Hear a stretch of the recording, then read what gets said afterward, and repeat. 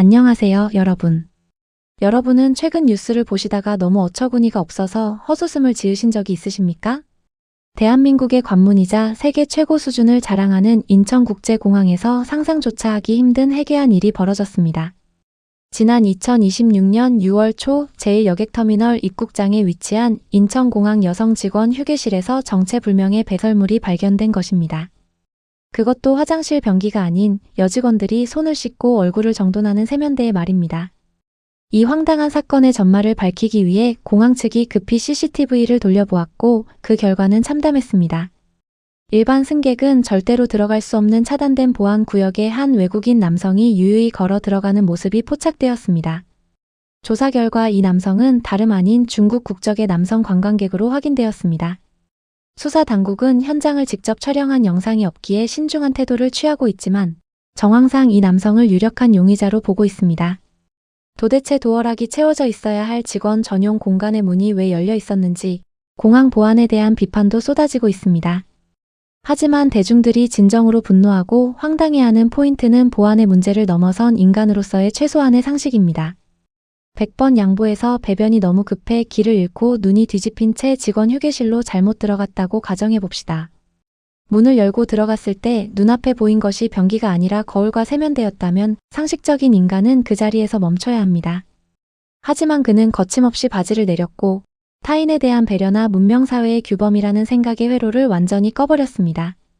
네티즌들 사이에서는 욕하고 보니 또 그 나라더라라는 탄식 섞인 유행어가 다시금 터져나왔습니다.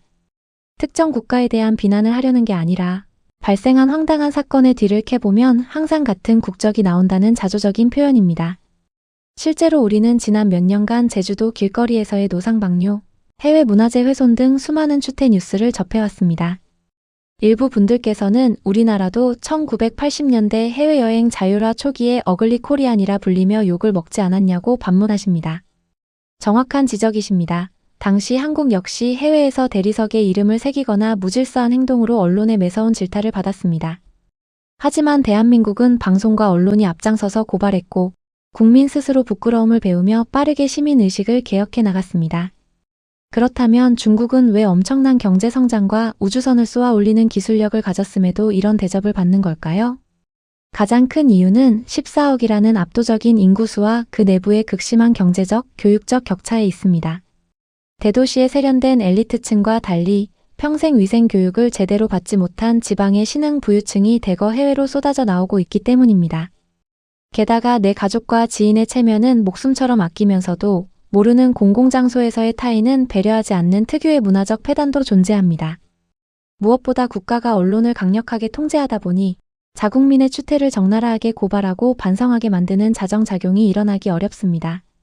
이런 상황 속에서 우리 국민들이 느끼는 피로감은 극에 달했고 왜 이런 나라의 사람들을 계속 받아줘야 하냐는 목소리가 커집니다.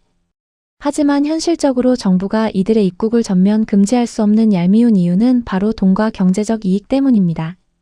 그들이 한국에 와서 쓰고 가는 막대한 관광 수입은 면세점, 호텔, 골목상권 자영업자들의 생계를 유지하는 중요한 버팀목입니다. 결국 국가는 국민들이 느끼는 정신적 스트레스와 포기할 수 없는 경제적 실리 사이에서 위험한 줄타기를 하고 있는 셈입니다. 그렇다면 우리는 이대로 상식 밖의 무질서를 손 놓고 지켜만 보아야 하는 걸까요?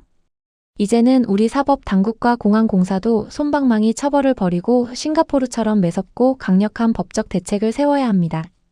공공장소에서 추태를 부리거나 보안구역을 무단 침입했을 때 어마어마한 고액의 벌금을 즉시 부과해야 합니다.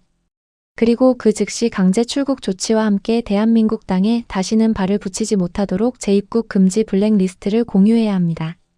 중국 정부 역시 자국민의 나라 망신을 막기 위해 여권 발급을 제한하는 제도를 두고 있으니 사법 공조를 더욱 강화해야 합니다. 아무리 많은 돈을 벌어다주는 관광객이라 할지라도 우리 국민의 안전과 상식적인 주거 환경보다 우선될 수는 없습니다. 한국 땅에서는 사소한 무질서도 절대로 용납되지 않는다는 엄격한 기준을 보여줄 때 비로소 우리의 국격도 지켜질 것입니다. 오늘 준비한 이야기는 여기까지입니다. 세계적인 국제공항 한복판에서 벌어진 이번 배변 사건과 외국인 기초질서 단속에 대해 여러분은 어떻게 생각하십니까? 오늘 영상이 유익하셨다면 구독과 좋아요 부탁드립니다. 시청해주셔서 감사합니다.